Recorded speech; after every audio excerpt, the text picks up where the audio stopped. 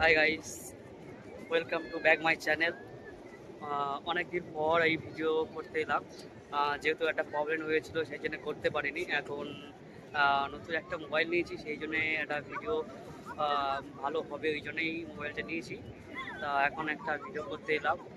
এখন আমি তোমাদের দেখাবো বকখালি সি বিচ।